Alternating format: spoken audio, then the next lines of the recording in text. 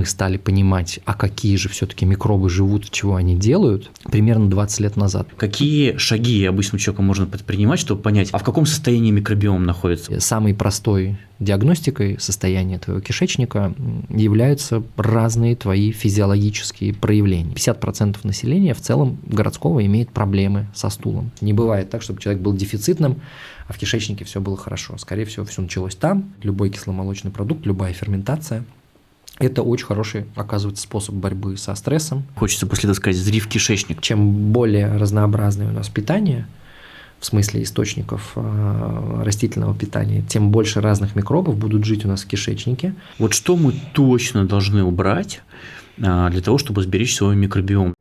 Добрый день, дорогие друзья! Мы сегодня с вами будем обсуждать очень интересную тему. Тему кишечника, тему микробиома, тему взаимосвязи наших бактерий с общим самочувствием человека, с уровнем энергии, со старением и с другими тонкими процессами. И ко мне сегодня на беседу в дружеской атмосфере пришел Дмитрий Алексеев. Я думаю, его многие знаете. Кандидат биологических наук, микробиолог. Дмитрий, благодарю за то, что ты пришел, нашел время прийти ко мне на канал для того, чтобы обсудить такую важную тему. Да, Жень, привет. Привет, зрители. Давайте разбираться. Если вы еще не в курсе, что делают микробы в нашем организме, я думаю, что после сегодняшнего подкаста будете все знать и понимать. Я считаю, что кишечник – это такая самая главная ось организма, вокруг которой закручиваются все метаболические обменные процессы. И хотелось бы вот с чего начать. С самых азов, самой базы. Что такое микробиом нашего кишечника? Вот чтобы наши зрители начали в этом разбираться, чтобы они поняли, насколько это важно. Что такое микробиом? Давай немножко углубимся в анатомию, физиологию. Знаешь, мне как биологу кажется супер важным понимание, что эволюционно, что такое кишечник и что такое микробиом. Кишечник – это фактически самый первый орган, самое первое многоклеточное существо, которое появилось, оно и появилось ради того, чтобы создать внутри себя какую-то полость с другой средой, другой температурой, чтобы лучше переваривать то, что не переваривается. Соответственно, как только появился первый кишечник, он тут же был заселен первыми микробами. Вот с того самого первого кишечника это просто была такая трубка с одной дырочкой, куда что-то попадало и выливалось из той же дырочки. Потом другая дырочка появилась и так далее, и так далее. Все это стало обрастать. И вот с той самой первой трубки микробы, которые живут внутри этой полости, они всегда были. И все наше пищеварение, оно развивалось вместе с тем, как развивались эти микробы. Следующим органом, который появился, или следующей системой, появилась иммунная система. То есть фактически она возникла сразу с кишечником. Ее задача была удерживать внутри этой полости тех, кто нужен, тех, кто полезен, и выгонять тех, кто бесполезен. Дальше вот эта жестокость эволюции, кто не успел, кто умер, кто не дал потомства и так далее, тот проиграл.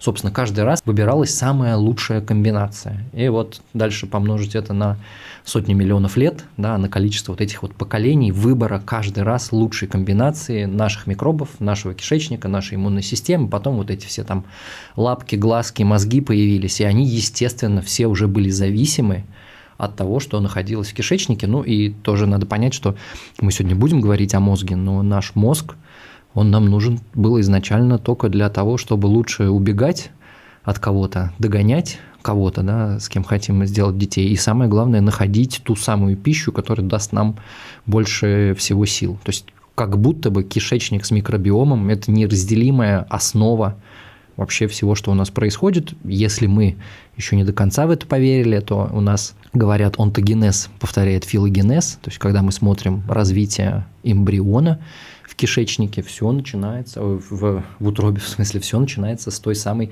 кишечной трубки, и дальше, есть красивые анимационные видео, которые показывают, как там под классическую музыку вокруг этой трубки начинают другие органы образовываться, и мозг там, опять же, далеко не в первую очередь, да, то есть самое главное – кишечник, потом кровеносная система и вот эти все дополнительные органы. То есть это все супер важно, это прям как ствол, основа жизни, все остальное – цветочки, плоды и так далее. Это с одной точки зрения. С другой точки зрения нужно посмотреть на современную науку. Мы стали говорить о микробиоме на самом деле не так давно. То есть, там, если вы вспомните себя, вы, может быть, первый раз услышали это слово там, год назад, 5 лет назад, 10 лет назад. Ученые об этом говорят всего 20 лет.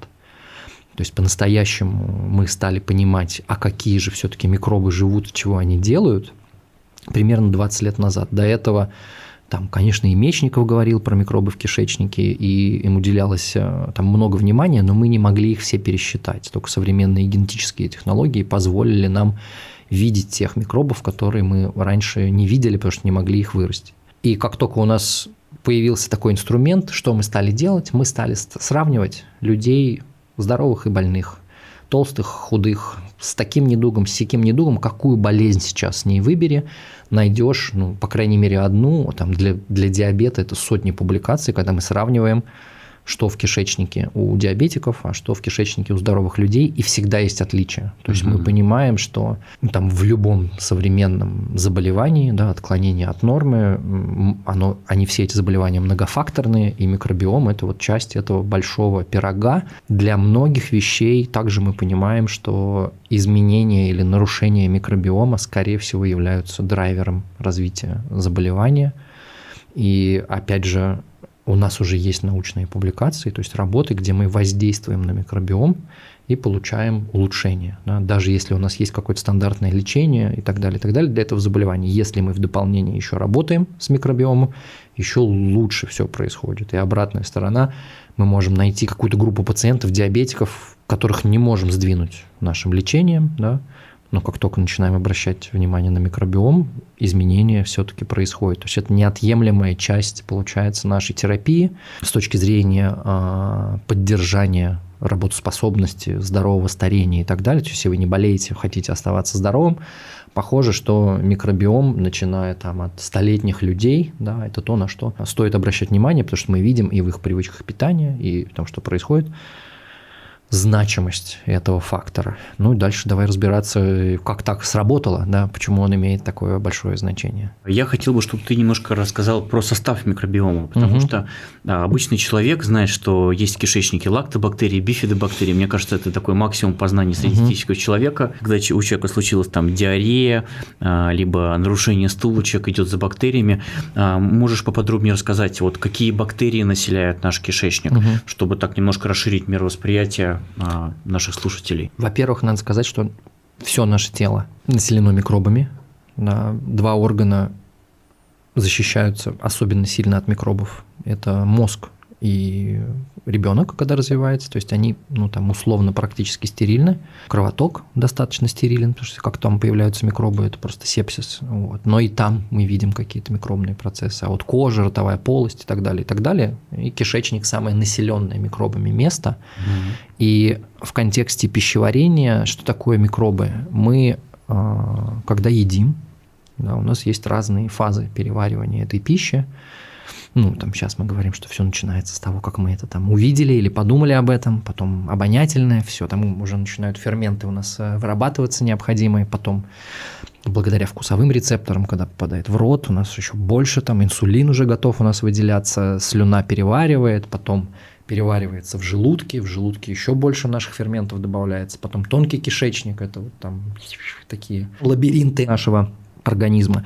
Везде есть микробы, вот, и до тонкого кишечника наш организм активно участвует в процессе пищеварения, выделяя наши собственные ферменты, 3 вида ферментов, сахара добывать из полисахаридов, из белков добывать аминокислоты и делать из жиров жирные, легко проникающие жирные кислоты.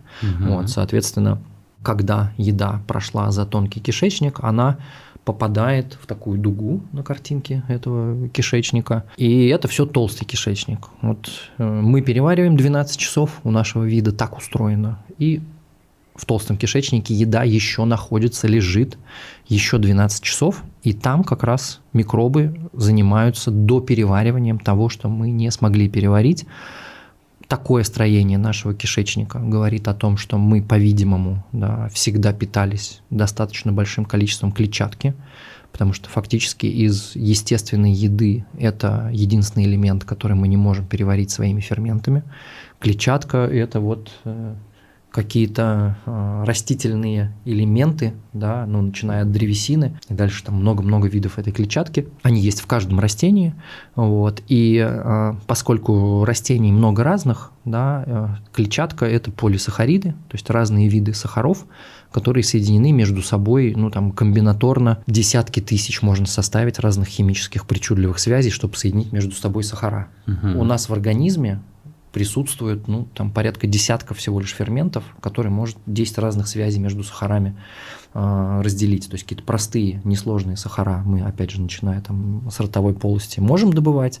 Сложные сахара из клетчатки мы добывать не можем. Для этого как раз нам микробы нужны. У микробов, ну там последний раз, когда я смотрел база данных по ферментам, которые могут из клетчатки добывать сахара, было известно уже 20 тысяч.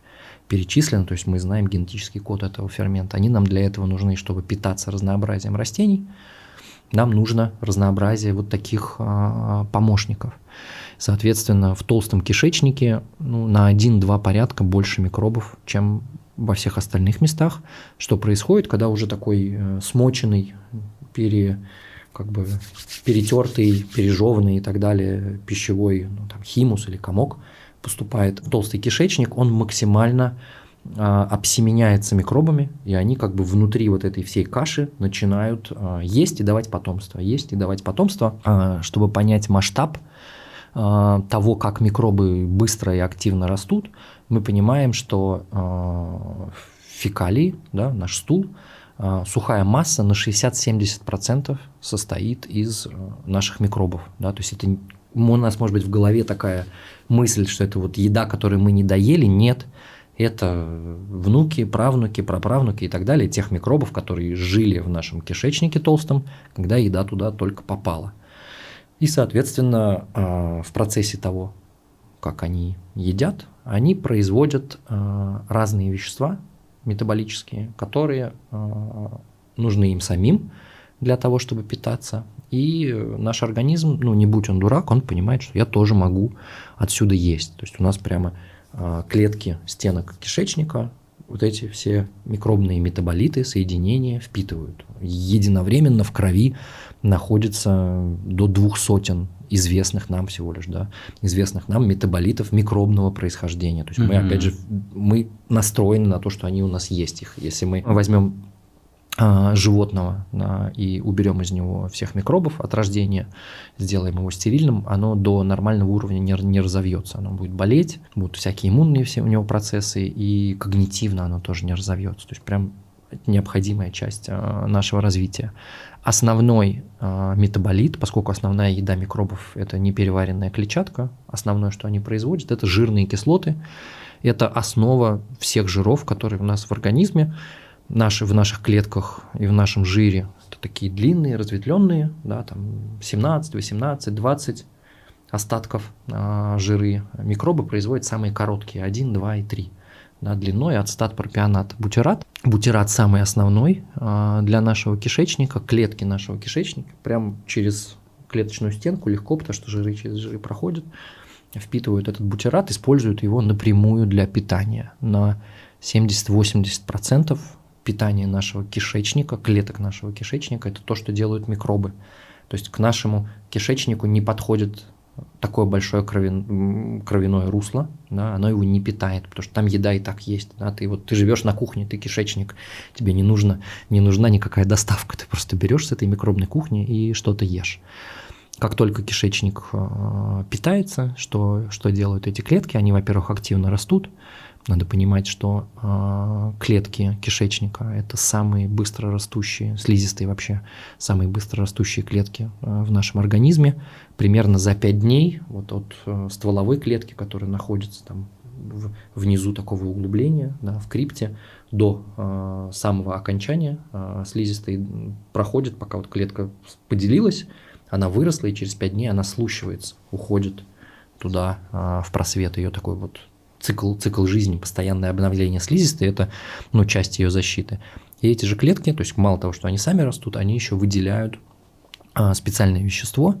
Это там химические мукополисахариды. Мы знаем это как мукозу или слизь, или это и есть основа нашей слизистой. Эта слизь покрывает собственно, все стенки нашего кишечника. Ну, мы считаем, что примерно 200 квадратных метров, да, вот часть кишечная, вот этой слизистой, если ее всю развернуть. Почему такая большая? Потому что там очень много таких маленьких ворсинок, и задача всех этих ворсинок постоянно впитывать вот из жидкой среды в себя все, что там переварилось.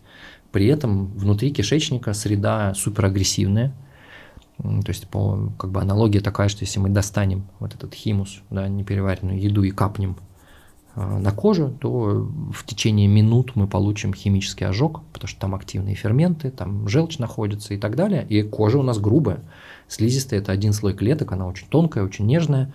Ну и, соответственно, ее нужно защищать. То есть вот этот вот процесс, что клетка поела и намазала себя слизью, чтобы не пораниться, да, не обжечься, не перевариться тем, что находится в кишечнике, он просто супер базовый. Если этот процесс нарушается, нам не хватает клетчатки, или мы там пропили антибиотики, не хватает микробов, которые из этой клетчатки могут делать вот это вот питание. Клетка голодает, слизи становится меньше, и мы получаем тот самый там очаг, маленький очаг ожога. Понятно, что на 200 квадратных метров все время там эта слизь перетекает, где-то ее хватает, где-то не хватает, но в целом основа всех, похоже, что воспалительных заболеваний, там, болезни Крона и так далее, некротизирующие язвенные колиты и так далее, все в основе этого, скорее всего, нарушение вот этого вот барьерного слоя. Также могут и патогены его вызывать, опять же. И как только наша слизистая соприкасается с тем, что снаружи, получается ранение, в точке ранения получается воспаление.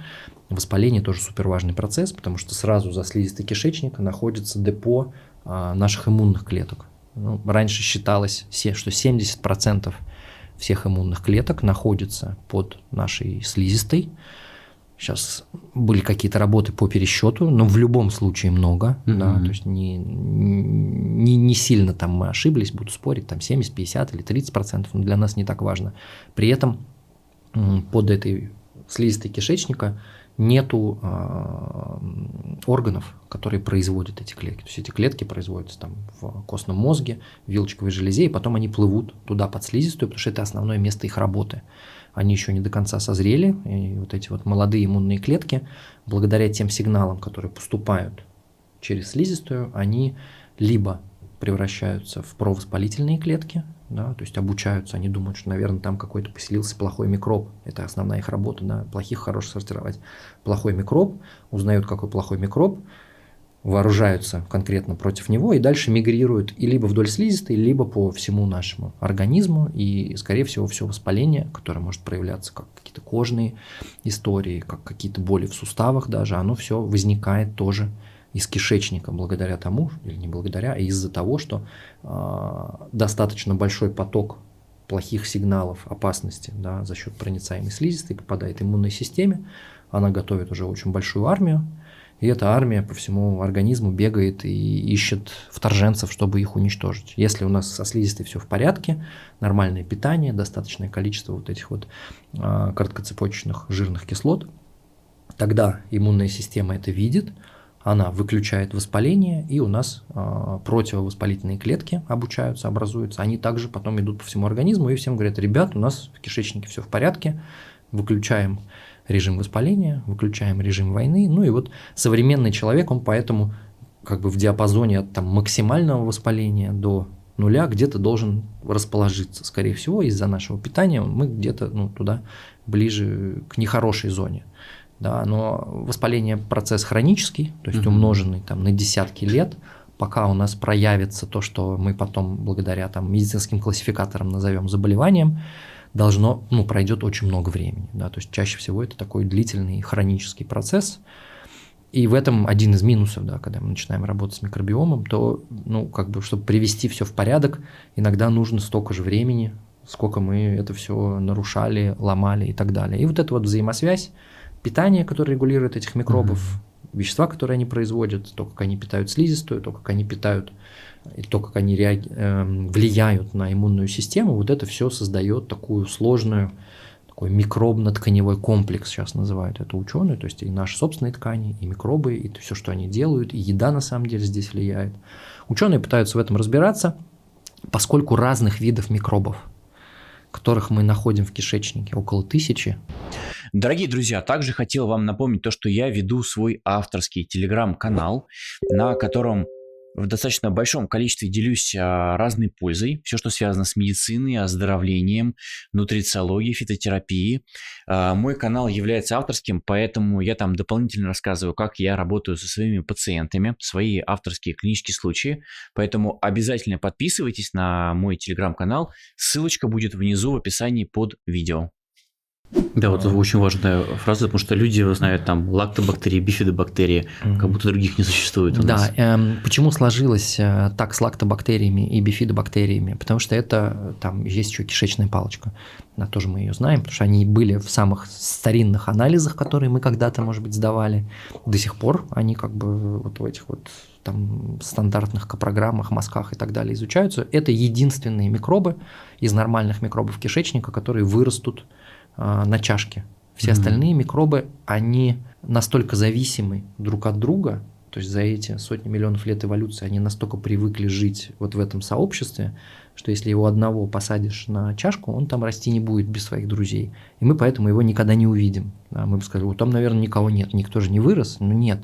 Он может только расти в той температуре, и с теми дружбанами, которые там живут. И тогда мы его можем увидеть. И поэтому раньше мы называли это вообще темная материя микробного царства, потому что мы понимали, что они там есть, а вырастить не могли. То есть их там гораздо больше, у них куча названий, родов и так далее, и они выполняют очень много разных функций. Отдельно идут микробы условно-патогенные и патогенные, да, которые могут вызывать напрямую один микроб, условно, одна болезнь, это разные там сальмонеллы, отравления и так далее, которые вызывают кровотечение. Ну, их не должно быть в принципе.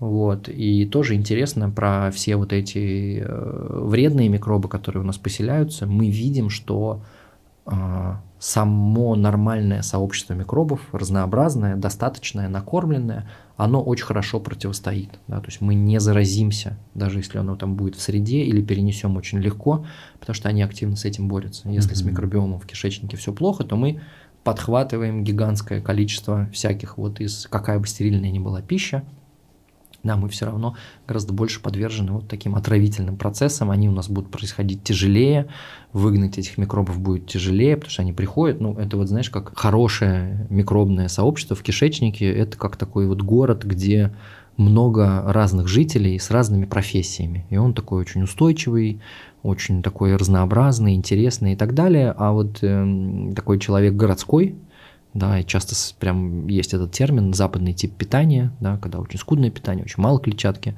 Это такой как моногород, который чем-то одним умеет заниматься. Понятно, он уже такой депрессивный, окна разбиты и так далее, и так далее. И вот туда приходит патоген, его как бы и некому даже встретить, да, из микробного царства, и поэтому он активно там и хорошо расселяется. В целом, опять же, возвращаясь к эволюции, это такой же продолжающийся эволюционный отбор, то есть те из нас, кто научится заботиться о своих микробах, благодаря питанию, добавкам, использованию различных растительных желательно материалов, он даст лучшее потомство, которое будет более успешно, более весело, более бодро, и, ну, в конце концов, хорошие микробы победят. Да, мы про это еще обязательно поговорим. Вот как обычному человеку, вот ты очень все так интересно написал, точнее рассказал, что кишечник – это не просто трубка. Многие люди просто думают, вот у меня есть кишечник – это трубка, что есть и слизистый слой, что есть и слой иммунных клеток, что есть и бактериальный слой. У человека уже такое многокомпонентное понимание уже начинает складываться после твоего рассказа. А вот как обычный человек, который сейчас нас смотрит, он может начать свой микробиом исследовать. Какие шаги обычному человеку можно предпринимать, чтобы понять, а в каком состоянии микробиом находится? Вот что ты порекомендуешь обычному человеку, который хочет с этой темой как-то ближе вот после нашего с тобой подкаста ознакомиться? С чего начинать? Куда идти? Крутой вопрос. И я за свою научную карьеру разные попробовал способы. Благодаря современным технологиям мы в какой-то момент создали стартап, который научился анализировать, да, по какашкам какие там сотни микробов у тебя живут, насколько это похоже на какое-то заболевание, какие, может быть, там растительные волокна тебе больше подойдут и так далее, и так далее. Здесь в России мы хорошо работали, и такие компании есть сейчас в России до сих пор. В Великобританию уехали, там еще более развитая система здравоохранения, пытались в нее внедриться, но вдруг оказалось, да, по прошествии времени, что несмотря на то, что там такое сложное сообщество, да, тебе не нужны какие-то мега крутые подробные анализы, то есть тебе не нужно знать, какие тысячи микробов в большинстве случаев там живут. И самой простой диагностикой состояния твоего кишечника являются разные твои физиологические проявления. Супер, да. Давай обсудим. Первое и самое важное – это стул. Да, всего лишь на рубеже 99-2000 года была опубликована статья, которая называется «Бристольская шкала». Да, это разные виды какашечек, соответственно, где было показано, что более жидкий стул, да, такой неоформленный, это ближе к тому, что там диарея, понос и так далее. И это очень быстрое время прохождения, да, пищевого комка, там существенно меньше 24 часов. Да, то есть, жидкий, значит, он не до конца вода впитывается в толстом кишечнике, да, и что-то вызывает, как бы смыв этого всего, то есть она не пребывает в толстом кишечнике. Пищевой комок должен там дойти до толстого кишечника, и постепенно, пока микробы растут, вода высасывается, и у тебя он становится более густым. Опять же, благодаря наличию в нем, в том числе и неперевариваемой нами клетчатки. И наоборот. Очень твердый стул, такие козьи шарики, да, это очень долгое нахождение пищевого комка в нашем организме, то есть вода слишком много высасывается мышцами нашего кишечника, такой ребристый, да, пережимается, и у нас получаются такие маленькие кругляшки, кишечник спазмирован и так далее, и так далее, и это больше 24 существенно часов, это там 48 часов пребывания пищевого комка внутри организма. Здоровый стул – это оформленные, такие вытянутые колбаски. Да, это значит, что вот прям все идеально произошло, 24-часовой цикл соблюден, объем есть, это значит, что микробы там достаточно хорошо растут, нету крови, ничего такого неприятного, нету никакого от него, супер неприятного запаха тухлых яиц там и что-то такое, да, то есть есть такой нормальный фекальный запах. Вот, это значит, что все произошло хорошо, и этот стул, соответственно, должен соответствовать некоторой регулярности нашей еды. Вот, то есть, если мы едим регулярно, то и стул регулярный. Регулярный – это 1 раз в день и чаще. Соответственно, наиболее физиологично мы лежим, и потом мы встаем, изменяется давление, и утренний стул – это суперфизиологичная история. Да, то есть, если он не происходит, повод задуматься, хотя есть люди, там, у них как-то из-за чего-то это там ближе к вечеру смещено, если это один стул. Вот. При этом, опять же, у нас есть некоторые, не нормы, да, а рекомендации по потреблению клетчатки. Они идут просто с максимального по объему людей набора исследований. То есть это мы можем говорить сейчас уже о миллионах человек, которых собрали вместе, смотрели их пищевые привычки, их микробиом, чем они питаются, чем не питаются, как потом складывается их жизнь, чем они заболевают, чем не заболевают. И вот где-то порог в 30 граммах, 30 грамм пищевых волокон в день, это уже очень хорошее здоровье, очень хорошая защита сердечно-сосудистой системы, здоровье мозга и так далее, и так далее. Это примерно 30 грамм клетчатки, примерно эквивалент 5 порций овощей. Порция овощей там размером с ваш кулачок, вот так, чтобы ориентироваться. Да. Мы, понятно, городские жители столько не едим. Да, мы там в среднем 10-15 грамм, сейчас по американцам выходят статьи, и 5 грамм клетчатки, это они едят. Соответственно, не из чего сделать микробов, не из чего сделать стул. Стул, нерегулярный, не раз в день и так далее. Как только, и самый простой эксперимент, который вы можете сделать, увеличить количество клетчатки в своем рационе, можете овощами, в смысле всеми растительными, да, это не только овощи, это и крупы, там, и крестоцветные, и фрукты, и ягоды, и семечки, и листовые, и так далее, все зеленое, да, в сумме. Если вы доводите это до приемлемого уровня, в течение недели наблюдается эффект регуляризации стула, и, скорее всего, он станет даже 2 раза в день. Потому что, просто объемно, да, это все работает. Если не становится, еще возможен вопрос к тому, что не хватает как бы засевающих микробов у вас в организме, и надо им немножечко помочь. Да? То есть вот самый такой классный показатель – это стул. То, что мы видим, 50% людей, надеюсь, с твоими зрителями статистика чуть получше, они уже такие более ориентированные на здоровье, 50% населения в целом городского имеет проблемы со стулом. Часто человек имеет продолжительные проблемы со стулом, с ним начинаешь разговаривать, у него такой, типа разорванный, неоформленный, какие-то вот эти вот там, по-английски муши, есть хорошее слово, такие какие-то флаффи, да, такие непонятные, короче, не колбаска, да, разваленная колбаска на кусочки. Какие-то такие неоформленные, еще такого странного цвета, да, ближе там, не к зеленому, зеленый это плохо, такому желтенькому, светленькому.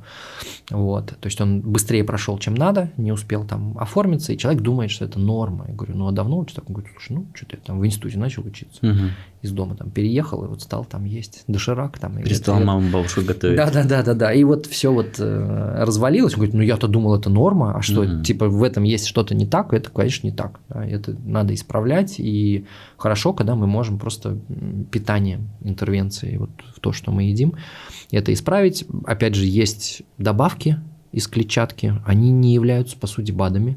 Да? И, по сути, что такое это вот современная клетчатка в добавках? Это извлеченные в процессе производства для нас вот этой упакованной в супермаркете еды, непереваренные, жесткие и так далее штуки, они отдельно насыпаются в банку и говорят, вот вам мягкий хлеб, который вы любите, вот вам, пожалуйста, ту клетчатку, которую мы оттуда достали, ее тоже ешьте, будет хорошо.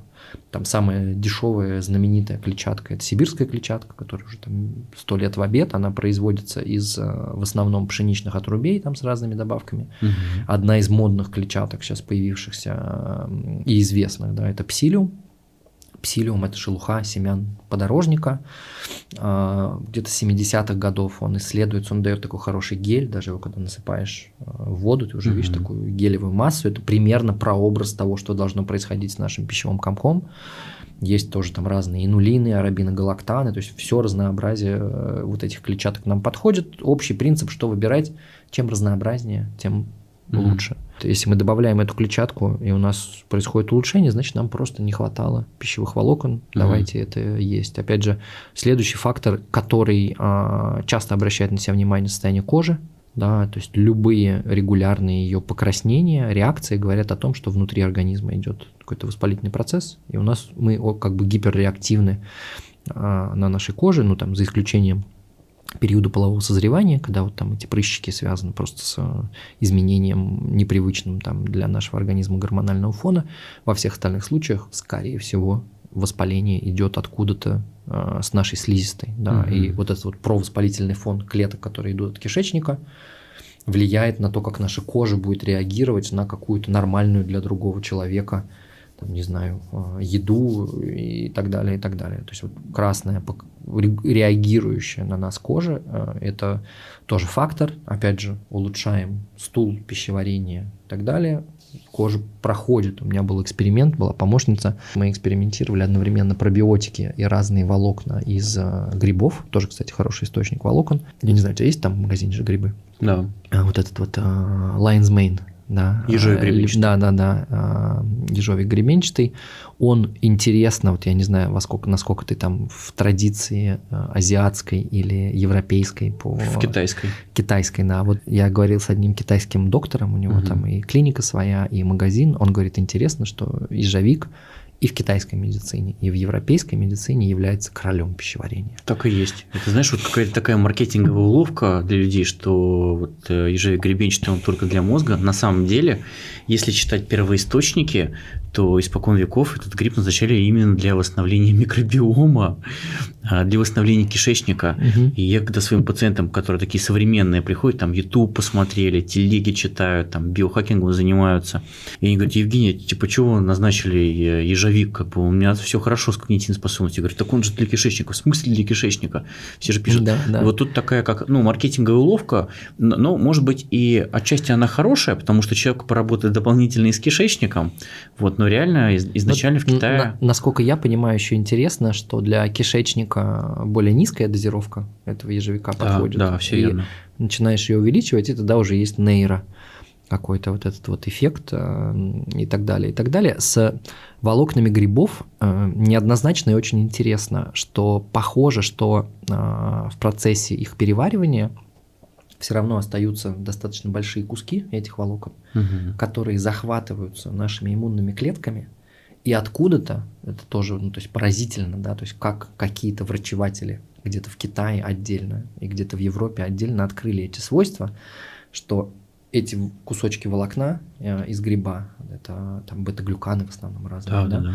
Когда они попадают в иммунную клетку, она их съедает, смотрит на них и понимает, что все у человека хорошо.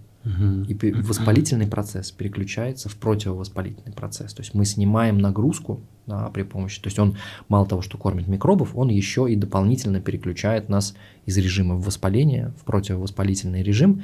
И, возможно, все эффекты на нейро, которые мы ощущаем, они как раз из-за того, что из-за этого у нас был высокий воспалительный фон, и как бы голова тоже атакуется этими, да, потихонечку молекулами, мы себя просто в тумане, да, и за счет того, что сильно выключаем этот воспалительный фон, просто нагрузку смотрим, и мы такие: о, я лучше стал соображать. Да не лучше стал соображать, ты просто как надо стал соображать. Ты просто до этого жил в тумане вот этого воспаления, которое шло, опять же, из твоего кишечника. Но там еще и другие есть нейроэффекты, сейчас не будем в это погружаться. Эксперимент, в общем, давали людям пробиотики с ежевиком, и мне помощница моя говорит: можно я тоже поучаствую в эксперименте, мне интересно. Через неделю она мне написала, она говорит: слушай, у меня была розацея там последние несколько лет, чем я не мазала, да, там какие не пила эти вот там иммуномодулирующие препараты и так далее, не добивалась долгосрочного эффекта. Здесь через неделю, говорит, у меня это пятно розацеи где-то на руке прошло. Что будет? А у нас там 4 недели было. Так уж говорит, что мне ждать ближайшие, там оставшиеся 3 недели, что будет со мной дальше происходить. Вот. Качество сна, качество растущих волос, ногтей и так далее, все это тоже будет говорить о том, что наш микробиом хорошо или плохо себя чувствует. Почему так? Мы понимаем, что здоровая среда в кишечнике, она очень сильно влияет на все обменные процессы и особенно на всасывание. Да, то есть нехватка минералов, которые сейчас все пинают на качество еды, на самом деле, возможно, на 30-40% обеспечивается тем, что среда в кишечнике такая, что просто не всасывается. Да? Там, на примере железа, например, мы понимаем, что более кислая среда в толстом кишечнике, то есть здоровый процесс ферментации, который там происходит, влияет на те формы, которые неорганическое железо принимает, да, то есть она фактически за счет этой более кислой среды происходят химические изменения, которые делают его более доступным. Да, и также со всеми остальными минералами, и опять же надо добавить, что если у нас клетки слизистой воспалены, да, то есть там нарушена слизь, нарушена слизистая, здесь у нас много иммунных клеток прилепилось, пытаются с кем-то бороться, понятно, что активный транспорт, а это правильный транспорт для витаминов и минералов, да, то есть на клетке находится рецептор, который должен схватить этот минерал или витамин, перенести внутрь, там, отправить дальше в печень и так далее. Активный транспорт работает гораздо хуже, да, то есть твои ребята-грузчики, которые живут в кишечнике, они болеют, и они перестают грузить. Это очень хорошо видно на пожилых людях. Старение, вот это вот возрастное просто старение слизистой приводит к тому, что они там хуже усваивают кальций и витамин D. Да, кальций из-за этого снижается, депо кальция в костях, и у них становятся более хрупкие кости. Нам не нужно даже добавки им давать. Да, то есть мы как только налаживаем им среду кишечную, из того же самого объема еды они начинают добывать достаточное количество кальция за счет вот всех сложных процессов. И то же самое с железом, пока не зафиксированное в научных исследованиях, вот, но то, что мы видели, метабиотики, да, современное такое средство, и пробиотики, по-видимому, тоже есть, про это публикации. Если мы начинаем давать, анемия, допустим, да, и железодефицитная у женщин, да, то улучшается у них и назначенное доктором лечение с препаратами железа, и просто, да, как поддерживающая потом терапия, если мы заботимся о микробиоме, то они из того же объема, из того же количества еды добывают нужное себе количество этого железа, и анемия там условно не возвращается. То есть состояние опять же, возвращаемся к признакам, да, наше состояние там, волос, ногтей и так далее, что часто свидетельствует о дефиците минералов, то есть там любой физикальный осмотр, который что-то нам показывает, вот у вас в дефиците, тоже будет говорить о том, что, скорее всего, и в кишечнике все плохо. То есть не бывает так, чтобы человек был дефицитным, а в кишечнике все было хорошо. Скорее всего, все началось там и потихонечку там долгое время хронически разматывалось. Стрессовое состояние и состояние, когда мы плохо спим, тоже чаще всего завязаны на микробиом. Там вот один из потрясающих исследователей сделал такую работу. Он внутри госпиталя смотрел, ну, поскольку пациенты там уже лежат, вот, смотрел за качеством их сна, за температурой и за составом микробиома. И оказалось, что люди с плохим микробиомом хуже спят, и у них хуже терморегуляция. Вот. И для сна очень важно, когда мы ложимся спать, у нас должен организм достаточно быстро понизить температуру на полградуса, на 1 градус, и мы тогда заснем. Да, поэтому там часто рекомендуют сходить в душ, да, перед сном, неважно даже какая горячая, холодная вода, немножко так свою терморегуляцию улучшить, и быстрее будешь засыпать. Для детей там это вообще супер работает и так далее. И вот оказывается, что плохой микробиом, да, в статистике людей, которые лежат на койках в больнице, влияет на то, как они терморегулируют, и влияет на то, как хорошо они спят, высыпаются, засыпают. Но сейчас, благо, есть эти все гаджеты, которые меряют продолжительность, там, циклы, глубокий сон, сон вообще и так далее, и так далее. Там вот эти вот 7-8 часов. Если у нас есть проблемы с этими фазами сна, то, опять же, мы можем сделать интервенцию и посмотреть, а как у нас с нашим сном улучшилось, не улучшилось. Это не значит, что нужно перед сном объедаться квашеной капустой, да, это скорее антисовет, потому что там в кишечнике происходит, да, помним, что там 24 часа двигается еда, если мы чего-то такого суперактивного для микробов наедимся ближе к ночи, то кишечник будет нас скорее будить, да, нежели помогать нам хорошо спать. Ну и что осталось из состояния стресса, тоже интересно, что там такое как бы курица и яйцо, мы не знаем, кто разматывает эту историю, вот, но и состояние стресса влияет на микробов, и плохой микробиом влияет на усиливающееся состояние стресса.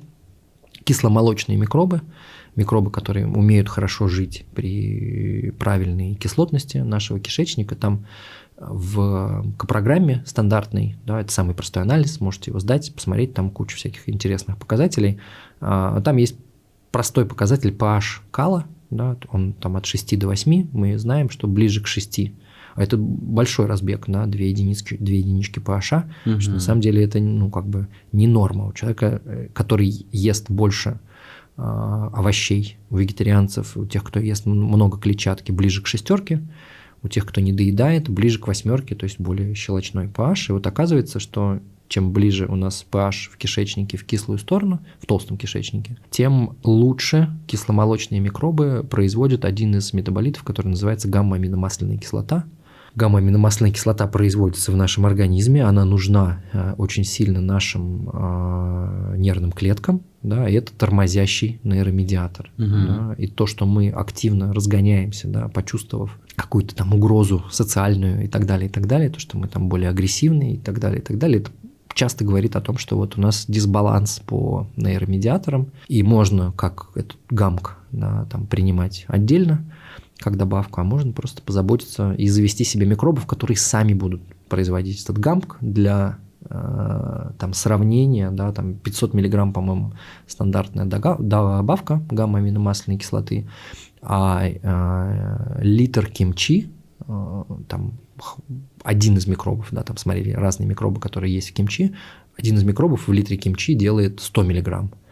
Да, понятно, это сока этого кимчи. То есть понятно, что мы, конечно, литр, ну, во-первых, сравнимое уже количество, мы литр не выпиваем этого кимчи, но подъедая его на регулярной основе, мы не только получаем гамма-аминомасляную кислоту из продукта, мы еще и себе подселяем производителя этой гамма-аминомасляной кислоты. При этом, опять же, если у нас не кислая среда, то микробы гамма-аминомасляную кислоту не производят сами.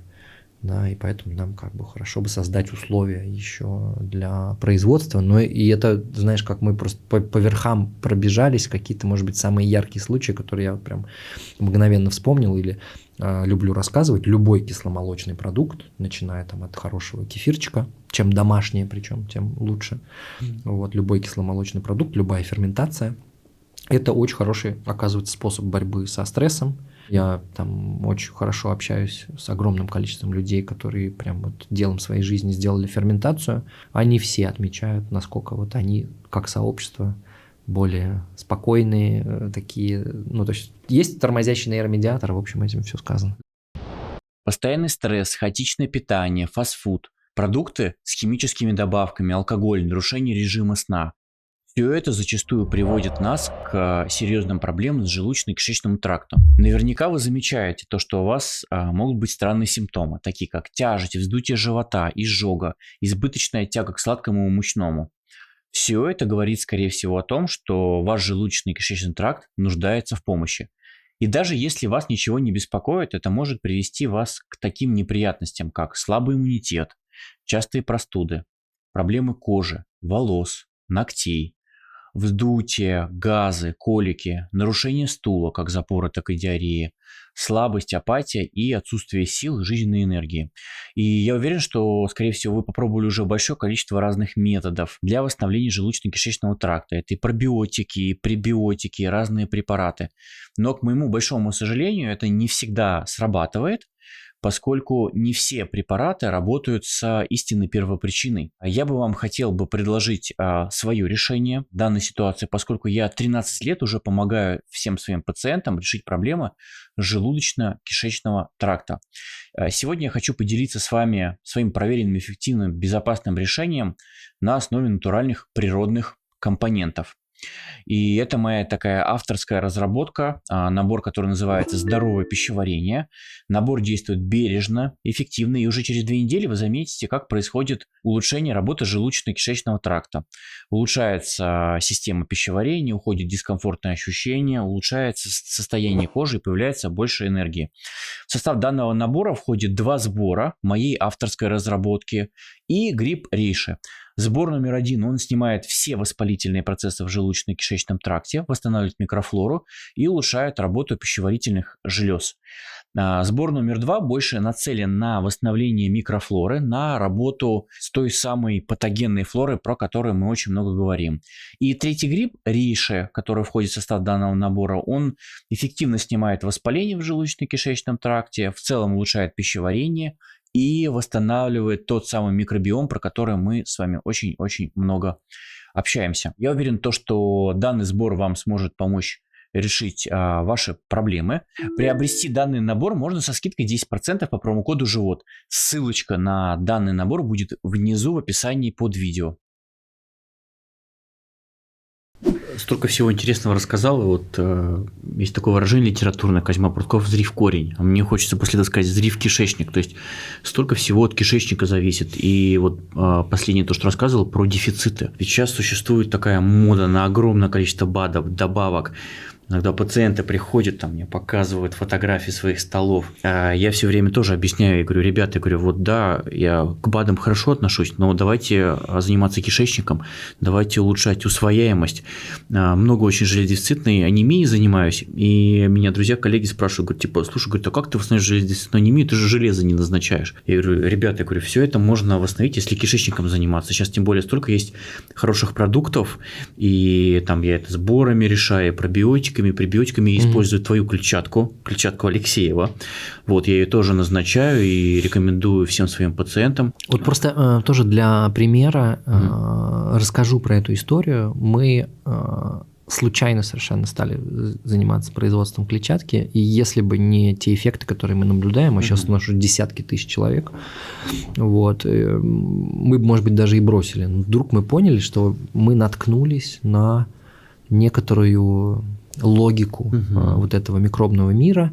Изначально мы прям решили разные виды клетчатки, чтобы вот это разнообразие увеличить, добавить у нас 13 видов клетчатки в стандартной банке, и часть видов – это известные, зарекомендовавшие себя достаточно чистые прям вот пребиотики, да, там инулин, например. А часть из них – это полученный из жмыха после отжима, после холодного отжима масляного, полученный из жмыха, просто жмых, да, там высушенный, подготовленный, обеззараженный и так далее, и так далее. Вот. И вдруг стало понятно, что из-за того, что мы изначально для производства масла берем очень хорошие семена, они там проходят у нас серию тестирований, ну там и на то, какие они хорошие, на то, что в них содержится, написанные на обороте величины по минералам, это прям вот реальные тесты, мы их еще и перетещиваем, смотрим, чтобы не было тяжелых металлов, потому что это достаточно токсичный загрязнитель, и если ты не тестируешь, ты просто не знаешь, они там есть, нет и так далее. Вот, потому что просто в разных регионах бывает загрязненность почвы какая-то локальная, человек тебе, ну, он честно растит, он хороший фермер и так далее, но нет стандарта по тестированию на тяжелые металлы, мы, в общем, выбираем с минимальным содержанием. И получается, что у нас, кроме самой клетчатки для питания микробов, очень хорошая там минеральная база. И из-за того, что мы жмых не до конца, ну там невозможно холодным тем самым, там еще у нас есть и жиры. Вот. И оказывается, и это все еще в некоторой матрице самой клетчатки. Да? То есть если бы мы отдельно смешали там цинк, магний и налили бы туда масло, так бы не сработало, да? Из-за того, что у нас фактически запрессовано, как было в исходной семечке. Да? То есть в некоторой матрице находятся минералы и жиры, то они же являются и средством доставки. То есть эти минералы и эти жиры не достаются до толстого кишечника. Как только в толстый кишечник попадают, микробы начинают разрезать эту клетчатку, из нее вываливаются минералы и жиры, и микробы сами, ну, это такие же живые клетки, им для строительства, ну, недостаточно только углеводной основы, да, им тоже нужны жиры хорошего качества, им тоже нужны минералы хорошего качества. Если это еще достаточно чистая среда, да, то есть без токсичных соединений, без там гербицидов, фунгицидов, тяжелых металлов и так далее, то они просто начинают быстрее расти. То есть вдруг оказалось, что наша клетчатка по сравнению, там, не знаю, и столько же ешь там этого индийского псилиума, там, недорогого, другие дают результаты. И в первую очередь в объеме. Да, то есть оказывается там 10 грамм клетчатки, 10 грамм клетчатки рознь. Когда разнообразие плюс минеральная и жировая составляющая, они просто быстрее растут. И логика, ну это просто логика живой клетки. Ей нужно, чтобы построиться, ей нужны строительные материалы и не токсичная среда. Ну, это вот такие, знаешь, суперинтересные наблюдения. Мы сейчас по миру, начиная там от Южно-Центральной Америки до Африки, собираем коллекции разных пищевых волокон. То есть хочется сделать такую серию продуктов, чтобы человек вот максимально разнообразил своих микробов. Только сегодня читал интересную статью, сравнивали веганов, вегетарианцев и омниворов, да, то есть которые едят любую пищу, всеядных. Большая группа исследователей, вот вышла в январе публикация, 21 тысяча человек. Они смотрели, значит, состав микробиома, общие показатели здоровья, кардиометаболического, там использовали какой-то стандартный индекс, и ну, вот рассуждали, что, собственно, полезней и так далее, и так далее. Что было обнаружено? Что, во-первых, кардиометаболическое здоровье у веганов, вегетарианцев лучше, чем в целом вот у группы всеядных людей, но при этом группа всеядных людей, у которых достаточное количество овощей, они похожи. Да, то есть мясо, похоже, не решает количество гарнира, да, которое есть. У тебя может быть вся тарелка из гарнира и нет мяса, или там есть какие-то мясные блюда, но есть хороший гарнир, и ты как бы защищен. А потом стали смотреть, а как связанные вот с опросником по еде, да, то есть что человек ест регулярно и какие у него есть микробы. Ну, понятно, там самая простая история, конечно, про кисломолочные микробы. Если ты там хотя бы раз в неделю ешь какую-то живую кисломолочку, то мы будем видеть разнообразие кисломолочных микробов. Но, допустим, у людей, которые чаще едят помидоры, обнаружили микроб, который известен тем, что он, находясь в корнях, значит, томатного растения, ускоряет его рост, то есть его естественный сожитель этого томата. То же самое было найдено для соевых каких-то бобов и так далее. То есть вместе с едой мы получаем всегда, оказывается, и тех микробов, которые выросли с этой едой. Ну, там обычно мы не максимально обеззараживаем, все равно микробное царство там остается. И это значит, что чем более разнообразное у нас питание, в смысле источников растительного питания, тем больше разных микробов будут жить у нас в кишечнике, потому что нужно будет обрабатывать разные волокна. Если мы едим там все время хлеб, да, и надеемся им там догнаться до 30 грамм клетчатки, это уже хорошо, но при этом у нас будет всего один микроб, который хорошо эту клетчатку перерабатывает. Или там, с хлебом может быть дурацкий пример, известный у нас пребиотик инулин. Он прям бифидогенный, он выглядит так, что это одна фруктоза и дальше много глюкоз. Мы, опять же, не можем отрезать их друг от друга, но бифиды и лактобактерии могут. И когда мы их едим, бифиды и лактобактерии растут. Но в целом другие микробы не очень растут, им есть нечего, потому что бифиды и лактобактерии все очень быстро съедают. Поэтому нужно туда вот это, знаешь, как кажется, что как будто бы аналогия со спортзалом. Да, если, я смотрю, ты, видимо, ходишь, делаешь разные упражнения на разные группы мышц. То если ты ешь один вид клетчатки, один вид пробиотика, то ты как будто вот на одну руку поднимаешь одну гантелью и так там, 5 раз в неделю по часу делаешь это повторение. Да, у тебя вырос один бицепс, но все остальное тело дисгармонично. И вот в этом смысле спортзалом для твоего микробиома упражнениями являются разные виды клетчатки, и можно человеку помогать эти виды клетчатки подбрасывать. Да? Если вы в живом бытовом примере хотите научиться поддерживать свой микробиом, самый простой совет, самая простая рекомендация – это просто каждый прием еды покормил себя, чем из этой еды я покормил своих микробов, что здесь микробам подходит, как я могу сделать это лучше. Даже если вы едите условно в столовой на регулярной основе или ходите в какое-то кафе, да, простая привычка выбирать разные блюда, чтобы там были те растения, которых вчера я не ел, уже хорошая привычка. Если вы дома готовите, да, стандартный салат с огурцами и помидорами, в котором практически нет клетчатки, потому что это все сплошная вода, лук, если мы добавляем, уже больше клетчатки. Если мы возьмем несколько видов семечек, не знаю, тыквенные и так далее, несколько видов орехов, перемолим их и сверху сюда насыпем, это будет и гораздо более сытно, то есть не нужно будет такую большую бадью съедать, и больше видов клетчатки. То есть любое наше блюдо мы можем очень простыми способами накачать какой-то дополнительной едой для наших микробов. И это вот самый простой принцип, который, если мы применим с как можно более раннего собственного возраста, тем, собственно, лучше будут чувствовать себя наши микробы. В общем, покорми не только себя, но и покорми свой микробиом, и отдельная тема, да, ты уже про это говорил, про разные составы, травы и так далее. Отдельная тема – это то, как микробы взаимодействуют с более сложными растительными веществами. Мы сейчас говорили, что в растениях есть клетчатка, но в растениях еще есть целое царство биоактивных веществ, полифенольные или разные похожие на них соединения. Давай немножко на потом оставим. Давай. Да, я бы хотел вот что обсудить. Какие нашим слушателям продукты убрать из рациона, которые убивают микробиом, потому что сейчас вроде приходишь в магазин, я помню, такие 90-е, я еще был маленьким ребенком, меня мама приводила в магазин, какие-то пустые полки, сейчас заходишь в магазин, очень много всего, и, конечно же, учитывая то, что мы живем в большом городе, как и большая часть наших слушателей, очень много соблазнов, которые будут нашу микрофлору разрушать.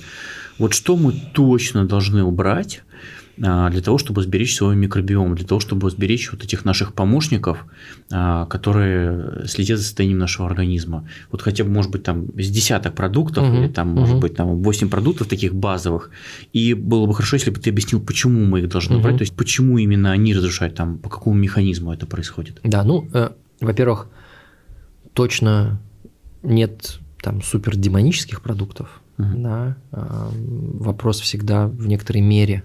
Да, и огромное количество современной еды может содержать в себе потенциально токсичные для микробиома вещества, но если мы используем это как баловство, едим раз в неделю, и если мы 3 раза в день едим, то эффекты будут разные.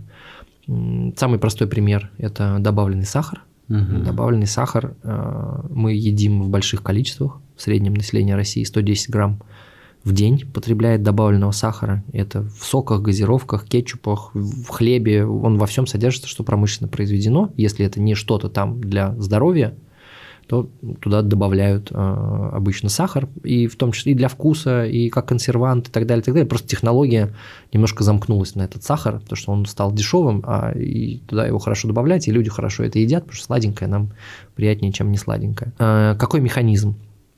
Повышая уровень сахара в крови, мы также повышаем его и во всех наших жидкостях. Слизистая постоянно омывается изнутри, наружу и так далее, всеми жидкостями. То есть этот уровень сахара в жидкостях нашего организма и на нашей слизистой тоже вырастает. Если у нас на слизистой живут патогены, они обычно ждут какого-то момента, то есть ослабления иммунной системы для того, чтобы резко начать развиваться. Самый простой бытовой пример – ноги промочил, они замерзли, холодная, более холодная кровь, понижение на несколько градусов, заболело горло. Что произошло? У микробов, которые и так находятся у нас в горле, патогенных, мы их поддерживаем более-менее равновесно нашим иммунитетом, нашли, убили и так далее. Вдруг они замечают, что температура понизилась, у них прям есть такой термометр, они стоят с термометром в горле и меряют. Температура понизилась, значит, сейчас иммунная система хуже отреагирует, медленней. И они переключаются в режим активного роста, взрывного роста. Если у них в этот момент есть ресурс для взрывного роста, то они вырастут в большом количестве, и у нас заболит горло. Что является, и чем патогены отличаются от наших работяг? Патогены не умеют переваривать клетчатку. Они умеют работать на очень простой энергии, которой является сахар. То есть мы принесли на вечеринку дошкольников много алкоголя, и там что-то ужасное произошло. Сахар – это такой плохой катализатор всего плохого, и грибов в нашем организме, эти белые налеты на языке и так далее, и так далее. То есть слишком простая еда для патогенов, он должен быть на каком-то уровне в нашем организме, даже если мы перестанем потреблять углеводы, что в принципе возможно и физиологично, у нас все равно будет происходить процесс создания сахара в нашей печени, то есть все равно будет поддерживаться, это нормальное питание для наших клеток, но нормальное питание это 4,5-5 уровень сахара, глюкоза натощак, а у людей 6 и 8 и так далее. Если мы постоянно подбрасываем этот сахар в нашем организме, то, соответственно, у микробов патогенных есть огромное количество возможностей атаковать. Вторая проблема с этим же сахаром – это возникающая инсулинорезистентность. Для многих клеток важно производить сахароподобные вещества, гликоген как энергия, он тоже делается из остатков сахаров. Наша слизь, она тоже, это белки плюс сахара. Сахара хорошо вписывают в воду, и этот как гель был у нас в этом псилиуме, на самом деле мы производим такой же гель на стенке кишечника, и например, гиалуроновая кислота тоже состоит из сахаров, белки плюс сахара. Соответственно, тоже нам нужна, чтобы удерживать воду в нашей коже. То есть эта эластичность, молодость кожи. Мы все эти соединения умеем производить сами, наши клетки. Но когда возникает инсулинорезистентность, то есть нужно все больше инсулина, чтобы сахар зашел в ту или иную клетку, соответственно, клетки становятся... То есть парадоксальная ситуация, в крови сахара много, а в клетке его при этом мало. И, соответственно, клетки испытывают дефицит по сахару, перестают производить нужные нам виды полисахаридных соединений. Но, опять же, если мы говорим про микробиом и слизь, то это те самые мукополисахариды. То есть люди с гликированным гемоглобином высоким, как показатель того, что у него много было сахара последние полгода, это будет говорить о том, что, скорее всего, у него все метаболические процессы, необходимые для защиты его слизистой, происходят хуже. Это тоже влияние сахара. Опять же, сахарный детокс, скоро пост наступает, это все очень хорошо купирует это состояние. После сахара, наверное, второй такой продукт – это алкоголь. Опять же, я ни за, ни против, личное дело каждого, но регулярное употребление, хроническое употребление алкоголя приводит к тому, что спирты фактически помогают растворять эту защитную пленку. Впервые есть такой термин дырявый кишечник. Сейчас в современной науке это синдром повышенной эпителиальной проницаемости, по сути одно и то же. Впервые статью о дырявом кишечнике написали в 1982 году американские гастроэнтерологи, и это было написано в связи с хроническим употреблением алкоголя. То есть хронические алкоголики первые, у кого было замечено нарушение целостности слизистой по многим параметрам, и в результате у нас в кровотоке системно больше плохих веществ от тех микробов, которые живут в кишечнике, просто их там не должно быть, нарушен вот этот барьерный слой. Третье – антибиотики. Антибиотики, которые мы пьем, да, то есть не стоит сразу обращаться за ними как к препаратам выбора, когда просто поднялась температура. Понятно, что там, если гнойная ангина, и там мы сделали этот мазок на что там, стрептокок, стафилококк и так далее, там показано, да, это мера безопасности по поддержанию здоровья организма, иначе будет плохо. Да, то есть по показаниям антибиотики да, если есть возможность выбора, то нет. Да, там 3-4 дня с температурой нормально провести это время, наоборот, иммунитет гораздо лучше себя будет чувствовать, потому что он как бы поборется. Да. Главное не бегать в это время по улице, не заниматься работой, а дома пить там что-нибудь бульончик и спать. Вот. Тоже интересная история, что сон – это как раз во время сна, это важный процесс, когда иммунные клетки подслизистой нашего кишечника, новые туда приходят, и происходит замена, переобучение и так далее, и так далее. Вот это происходит во время сна. Если мы плохо, мало и так далее спим, особенно когда болеем, не уделяем этому внимания, тогда как бы у нас нет ресурса иммунной системы в том самом кишечнике. Антибиотики также присутствуют не только в таблетках, да, они используются как ускорители роста у животных.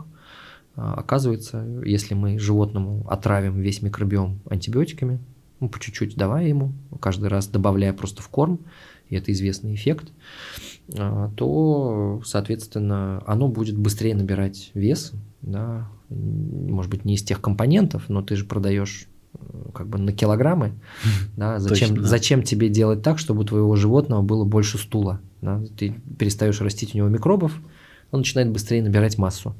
Вот. Но, соответственно, в этом мясе остаются следовые количества этого антибиотика. Вот. И полученное таким образом мясо, если мы едим его регулярно, для нас создает такой же эффект. То есть мы тоже начинаем набирать вес, потому что наши же микробы тоже отравлены, и мы из того же самого колоража еды больше калорий забираем в себя, меньше достается нашим микробам, некому заниматься ферментацией.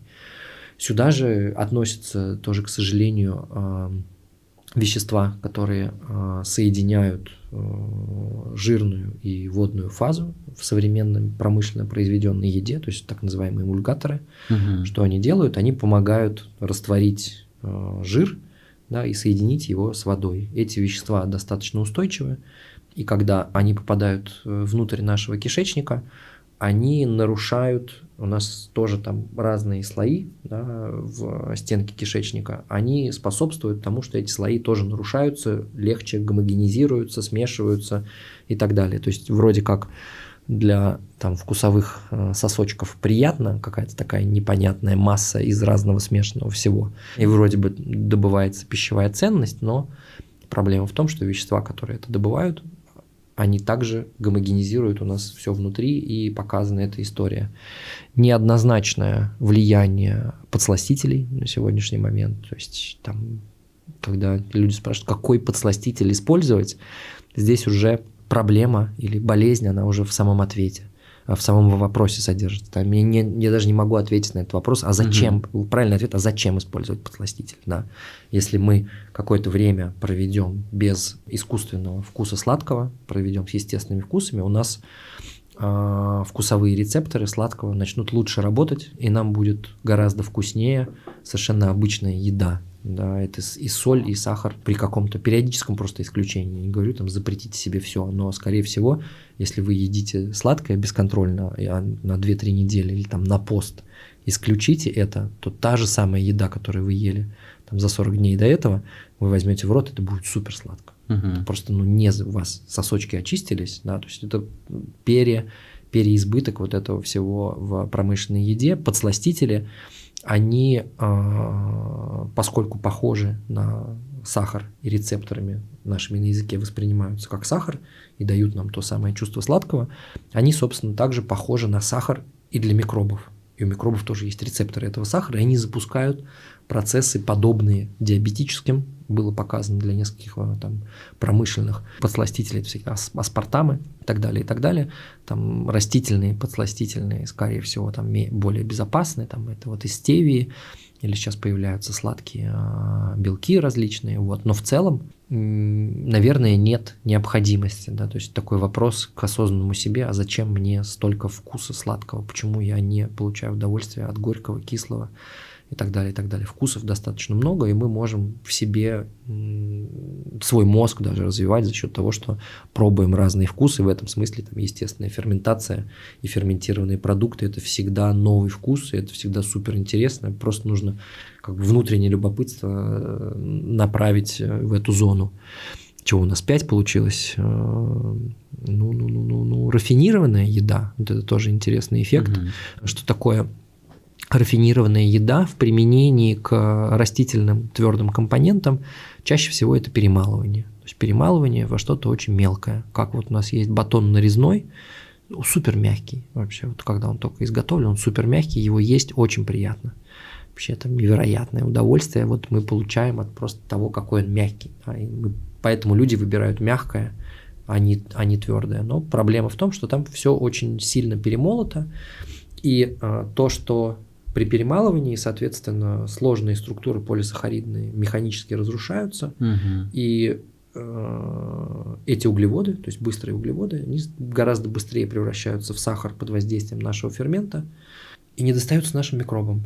И опять же, длинные углеводы, да, они не полностью перевариваются нашими ферментами, больше достаются нашим микробам. То есть более жесткое, твердое, то, что нужно грызть, откусывать, жевать, пережевывать, оно в этом смысле гораздо лучше, чем мягкое. Хороший пример – овсяная каша, тоже всем нам известная история, есть какая-то там каша, минутка, да, залил просто кипятком, и вот тебе каша. Но на самом деле эта каша, она почти вся будет тобой усвоена в виде сахара в твоей крови за очень короткое время. Если берем монастырский геркулес, его там 20 минут по инструкции варить, но он и после этого жует, он не мягкий. Ты его жуешь, часть того, что там выварилось, достается тебе, и ты чувствуешь нужное тебе количество энергии в виде сахаров, но большая часть дальше начинает путешествовать в твоем организме, и у тебя будут эффекты сытости и через 4, и через 8, и через 12 часов, потому что волокна при всасывании воды набухают, ты чувствуешь наполненность, да, если вы хотите похудеть, опять же, любые виды клетчатки с утра, да, растворили в воде, выпили, уже есть какая-то полнота, и при этом уже там через 6-8 часов, потому что микробы все равно везде есть, они начинают давать тебе энергию в виде вот этих вот жирных кислот, которые с тобой, можно один раз в день, в принципе, есть, если там достаточное количество волокон, с точки зрения энергии, да, я там не говорю про физиологию и так далее, и так далее. Вот эти волокна будут продолжать тебе давать эту энергию, и давать, и ты будешь себя отлично чувствовать. То есть потребности энергетической в питании в этот момент не возникает. Это прям супер история. Рафинированная еда, газированные напитки, просто осторожней быть к ним, как к видам еды, потому что часто там, опять же, содержится большое количество сахара, и несмотря на то, что там в ЗОЖе сейчас появились тенденции, я не знаю, там камбуча какая-нибудь, если смотрим наоборот, и там 10-12 грамм сахара, то она ничем не отличается. Да, там обычно не пишут сахар, да, у нас не обязательно писать количество сахара, там пишут углеводы, но все углеводы в квасе и в камбуче это будет фактически очень доступный сахар. Да. У нас, если мы, опять же, там хотим собственным биохакингом позаниматься, посмотреть, как на нас разные продукты влияют, для диабетиков вот это есть носимое устройство, которое ты прилепляешь, и оно на телефон тебе дает данные, да, какой у тебя уровень сахара после разной еды, просто поноси и померяй. Там обойдется тебе в 4-5 тысяч рублей, наклеиваешь этот пластырь, смотришь телефоном, попил квас какой-то, да, в нем 10-12 грамм сахара, у тебя сахар гигантский вырос, потом еще через 1,5 часа упал, у тебя вообще нет еще сил, и тебе нужно либо там попить кофейку, либо съесть еще сахара, и так далее, и так далее. И я бы, наверное, там заключительный продукт на самом деле бы назвал не продуктом вот из этого твоего списка, а привычкой. Вот. Есть такая привычка гиподинамия. Вот. И оказывается, что в целом физиология нашей пищеварительной системы, она приспособлена к тому, чтобы мы двигались. Да, в том числе, да, просто нагрузки от того, как мы идем, они влияют на то, как работает проходимость нашего кишечника. Да. Кишечнику не нужно напрягаться и продавливать еду у человека, который лежит на диване. да, вот там он напрягается, да, а человек, который идет, еда сама постепенно под действием силы тяжести утрамбовывается, переливается и так далее. Люди, которые начинают заниматься бегом, одна из первых там симптомов, которые, слушай, я стал регулярно ходить в туалет, вот раньше это какие-то вызывало проблемы, да, то есть гиподинамия, и в том числе, да, вот эта гиподинамия, привязанная к тому, что типа поели, полежали. Это супер там неадекватная история на самом деле. Если мы поели и хочется лежать, это значит, что-то с едой было не то, да, скорее всего. Опять же, слишком много быстрых углеводов или слишком тяжелое, или просто слишком много этой самой еды. Когда мы едим и лежим, у нас этот сахар поднимается, его некуда девать, он превращается, организм же все-таки, он такой заботливый, он говорит, сейчас много энергии, давайте тогда делать жиры. Да, если мы поели и пошли гулять, то нету даже этого пика сахара в крови, давно хорошо показано, и то есть и с точки зрения физиологии, и с точки зрения того, как метаболические процессы организуются, движение для нашего организма – это супер важно. Опять же, там вот эти все лимфатические истории, там, не знаю, насколько у тебя там в практике что-то для этого ты рекомендуешь людям, но движение лимфы у человека – это супер важный процесс. Соответственно, если его нету, то хуже идут процессы детоксикации. Эта же жидкость, да, лимфатическая, она переносит все жирорастворимые вещества из нашего кишечника в нашу печень. Токсины, они все жирорастворимые, и процесс детоксикации через просто движение, работу любую с лимфой, там массажи, бани и так далее, это все супер круто работает. И, наверное, вот сюда в целом, да, еда без клетчатки, о чем мы сегодня куда не добежали, как она влияет на процесс детоксикации. Оказывается, что детоксикация – это про печень. Печень постоянно детоксицирует гигантское количество всего, что из наших клеток выделяется, наших гормонов, всего, что мы съели, и так далее, и так далее. Она делает сначала это менее токсичным, потом более растворимым. Да, там окисляет, например, сначала, там возьмем тяжелый металл, потом туда пришивает какую-нибудь там, не знаю, кислоту или аминокислоту и так далее. И потом у печени нету отверстия, да, на нашем теле, она должна куда-то это токсичное вылить. Проще всего она вместе с желчью это выливает в наш кишечник. И дальше интересный процесс, что если бы у нас был хороший пищевой комок с достаточным количеством клетчатки, да, вот это вот желе, то он бы все это впитал и вынес наружу. А если мы ели кашу-минутку с белым хлебом, да, и потом там круассан и какая-то печенька и так далее, то комка нету никакого. Да, и вот в эту жиденькую что-то выливается токсичное что-то, и оно туда не впитывается, и оно возвращается потом через какой-то момент, через вот эту вот портальную циркуляцию энтеропатическую, да, обратно в печень. И получается, при отсутствии регулярного, нормального оформленного стула мы детоксицируем в разы хуже, потому что просто не выводим. Это еда и пищевой комок, и то, что микробы делают, это тоже важная часть детоксикации нашего организма. Мы просто так устроены. Неплохо, нехорошо, так сделано. Да, вот тебе дали такой аппарат, он так работает. Ты можешь его не кормить клетчаткой, будет тогда хуже работать, будет грязный внутри. Вот это вот процесс детоксикации важен, поэтому просто отсутствие вот этой вот легко мнущаяся рафинированная еда тоже влияет на процесс детоксикации. Я думаю, хватит с продуктами. Я думаю, да, более чем. Вот ты предпоследний рассказывал про движение, как раз сейчас с приемов приехал, и пришла пациентка с энтероколитом, и она уже уходит, говорит, Евгений, говорит, я вот заметила, когда я тренируюсь, то у меня с желудочно-кишечным трактом лучше. Это вот как раз то, что ты рассказывал, то, что пациенты часто там питание меняют, там какие-то препараты начинают пить, но забывают про самое главное, про движение, и это, по моим наблюдениям, в раза в 3-4 ускоряет заживление кишечника. И опять же, вот мы уже немножко говорили про китайскую традицию, да, лечения растениями, но там же не отдельно, да, а там же система.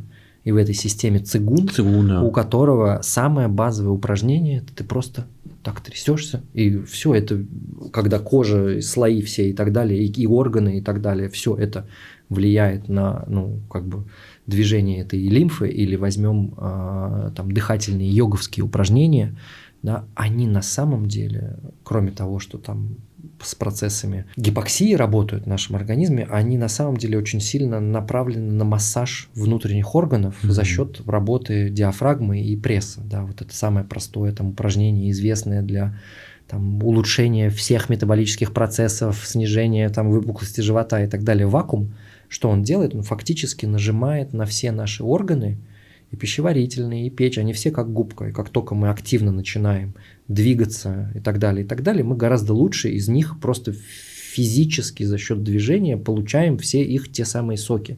Токсичные выходят, нужные нам помогают это все переваривать и так далее, и так далее. То есть движение как будто бы недооцененное. Да? Есть еще целая область висцеральной терапии. Да, то есть мы все-таки должны понимать, что там вопрос не только про микробов, там еще есть мышцы, там еще есть сфинктеры. И я знаком с такой австрийской школой, ну и с нашими знакомыми висцеральными терапевтами типа Агулова, и с австрийской школой висцеральной терапии. Австрийцы, конечно, у них такой более, скажем, физиологичный подход, там терапевт лучше знает, что он сейчас в этот момент трогает и так далее, но в целом это про что? Что кладешь человеку руку на живот, а там кирпич. С ним работаешь какое-то количество сеансов, ты можешь рукой достать и погладить позвоночник. С другой стороны, понятно, что когда у тебя спазм и сфинктер там или все время открыт, или все время закрыт, то ну, никакой физиологии вот этой вот фабрики микробы, да, там нужны, но если не работают сами трубы, то вообще ничего не добьешься. Согласен. У меня такой есть личный вопрос. Как микробиолог выстраивает рацион своей семьи? Что ты стараешься вот на уровне своей семьи такого добавить в рацион, ну там еженедельно, может быть, ежедневно или ежемесячно, для того, чтобы повлиять там на здоровье жены, деток? Вот, поскольку ты обусловлен очень сильно темой микробиома, что ты вот как вот выглядят твои такие лайфхаки? Классный вопрос. Ну, во-первых, действительно это про разнообразие. И все дети, там, начиная с прикорма до там, взрослого возраста, они подвержены влиянию этого разнообразия. То есть просто на уровне покупок разные вещи пробуем, изучаем. У детей разные бывают периоды. Там есть охранное поведение, когда он не очень будет много стремиться разного есть. Вот. Второе, что у нас есть свой сад и огород, где дети, начиная там с проращивания до там, сбора урожая, принимают активное участие, возятся в грязи, и это, наверное, самое такое ненавязчивое и лучшее, когда там ребенок сам сходил в теплицу, нарвал там помидор, каких-то черри, и идет и хлопает, то есть не нужно его заставлять есть овощи, он уже сам себя заставит, потому что он их выращивал, и они вкусные, и он знает, как это, и они там посадили картошку выкопали, пошли сварили, все, им это вообще супер все нравится, то есть нормальные отношения с едой. Вот. Действительно, ну, какая-то осторожность в сладком, потому что ну, они все там живут в каком-то социальном мире, где дети и сладкое, как бы там все там детям стремятся дать конфетку. Я в большинстве случаев ругаюсь с теми, кто не спрашивает у родителей, можно ли дать сладкое. Это прям на каждом шагу. Действительно, подсыпаем, подливаем им под разными соусами, да, чего-то вкусненького, что они любят, какую-то клетчатку, то есть прям клетчатку Алексеева, пока там блины готовишь, туда запихнуть. Бывают какие-то переборы, то есть они такие, слушай, ну это не каша, это вот какое-то непонятно, все во всем, совсем, и орехи, и семечки, я такое не буду. Ну, в целом качество еды сюда же относятся, они знают про микробов, достаточно хорошо как бы саморегулируются, то есть, ну, там, если ты вдруг лишний вес или там чаще стал болеть, мы можем с тобой порассуждать, а вот что в твоей еде, или вот смотри, ты вот только болел, не просто давай не будем мороженое, а давай вот сейчас без сладкого посмотрим, как тебе. Вот, в целом, наверное, там 50, 60, 70% времени они питаются вне дома, поскольку уже там ну, большие там, и сады, и школы и так далее. Там вроде бы такое более-менее адекватное питание. Очень классная история и для детей, и для взрослых. Это бульон. Почему? Потому что в тот момент, когда мы вывариваем, мы получаем из этих косточек и коллаген, и достаточно большое количество вот этих вот животных полисахаридов, того же самого гликогена, поэтому это все так сильно хорошо застывает. Коллаген в процессе вот этого варения разрезается на пептиды, это все очень быстро усваивается слизистой. это прям напрямую питательные элементы, не нужно тратить энергию, да, ферментов для того, чтобы это кушать. И, соответственно, коллаген, вот такой, который получен из бульона, пептиды коллагена, показано активно влияют на заживление слизистой, на ее восстановление. То есть это напрямую еда. С ней, как бы вот опять же для этих же клеток, они не только питаются жирами, которые производят микробы, но они также могут питаться и аминокислотами. Если эти аминокислоты хорошо подготовлены, этот бульончик, его можно там и как-то, знаешь, наварил кастрюлю, заморозил по баночкам, и потом в какие-то разные блюда, от гречки до макарон, ну и, естественно, супы. Супы у нас в доме прям это супер нормальная еда. Крутая история – это смузи, потому что в смузи можно запихнуть гигантское количество разной пользы, да, то есть каких-то перетертых растений и каких-то еще там овощей и так далее, и достаточно сверху положить банан, и как бы ребенок, ну, цвет странный, но в целом вкусно, да, и все это принимается. Давай обсудим тему голодания. Голодание как фактора, который влияет на восстановление микробиома. Здесь речь даже не про какие-то голодания, там 3 дня, 9 дней, там 21 день или какие-то более длительные, а вот стоит ли внедрить практику интервального голодания, например, 14-10, или практика однодневного голодания нашим слушателям, и вообще, что происходит именно с микробиомом, когда человек голодает? То есть, может ли человек голоданием микробиому помогать восстанавливаться? В науке, к сожалению, история такая, что за все нужно платить. Вот, поскольку голодание очень сложно продать, это фактически ничто, да, поэтому исследований по голоданию, по дыханию и так далее их очень мало. Да, исследований по медицинским препаратам, фармацевтическим препаратам, их максимально много, потому что их максимально дорого продают, и понятно, что наука частью является маркетингом. Мне очень нравится исследование доктора Николаева, и его клиника еще жива.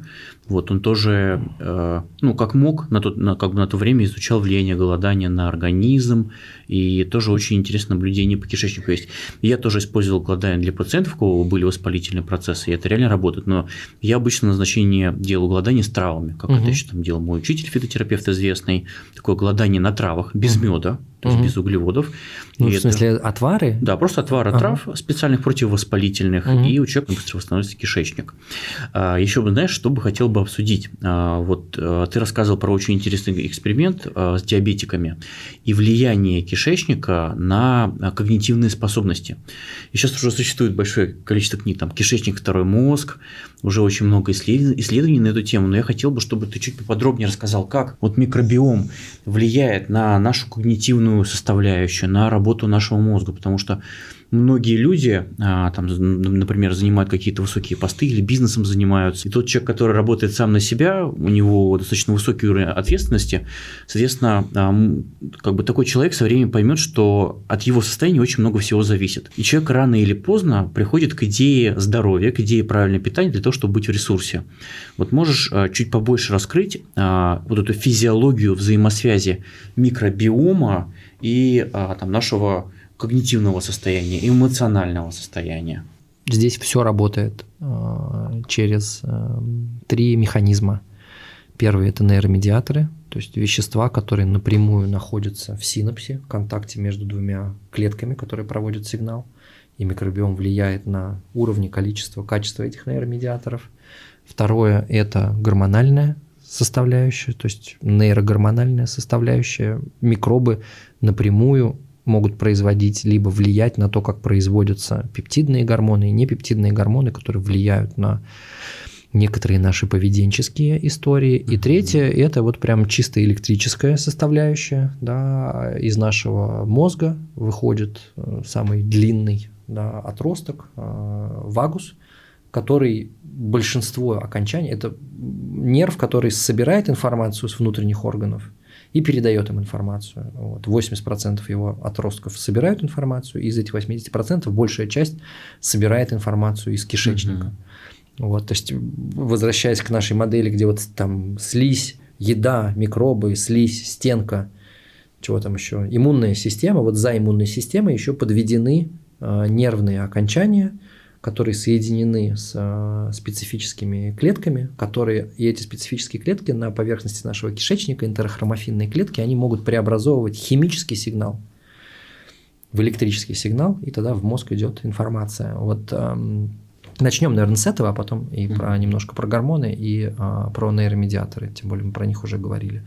Вот электрическая составляющая, слава богу, появляются технологии, с помощью которых мы можем прям мерить электрический сигнал в модельных животных, который идет прям по отдельным отросткам.